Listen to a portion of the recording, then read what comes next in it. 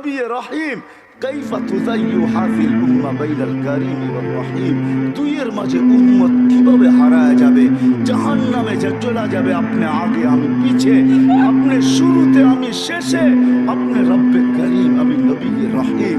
হায় হায় উম্মত জাহান্নামে চলে যাবে, আমি আমার মনকে বুঝাইতে পারবো না। তো আল্লাহ সান্ত্বনা দিতেছে, বন্ধু কাসসামতুল কিয়ামাতা কিসমাইন, কিয়ামতকে দুই ভাগে ভাগ করছি। আনতা তাকুলু উম্মতি, আমি জানি কিয়ামতের দিন আপনি উম্মতি বলে চিৎকার দিবেন, চিৎকার। আপনি ব্যতীত একজন উম্মতির বলে উম্মতকে স্মরণ করবে না।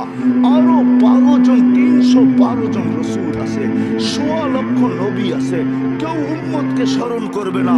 আরে উম্মত তো দূরের কথা, আল্লাহ রসুল চিত্র তুলে ধরতেছেন আমাদের সামনে। আম্মা জান জিজ্ঞাসা করছে কিয়ামতের মাঠ কিরম কঠিন হবে, আয়েশা রাদিয়াল্লাহু তাআলা আনহা।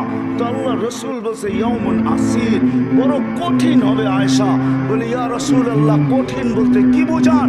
তো বলছে আয়েশা শোন, কান্নে আনজুরু মুসা মুতালাফফিফুন বিউমুদিল আরশ, আমি মুসা কালিমুল্লাহকে দেখতেছি আরশের খুঁটি ধরে চিৎকার দিতেছে আর বলতেছে রব্বি লা আসআলুকা আল-ইয়াওমা উম্মি, আজকে মাকে চাই না, ওয়ালা আসআলুকা উখতি, আমার বোনকে চাই না, আসআলুকা নাফসি, তুই আমাকে বাঁচা।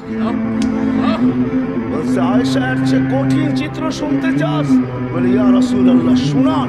বলে ও জি আবি জাহান্নাম, জাহান্নামকে যখন নিয়ে আসা হবে 70,000 শিকল লাগানো হবে, প্রত্যেকটা আংখার ভিতরে 70,000 ফেরেশতা ধরবে, তারপরও জাহান্নাম সবার হাতের থেকে ছুটবে আর কিয়ামতের মাঠের দিকে দৌড়াইতে থাকবে আর হুঙ্কার দিতে থাকবে।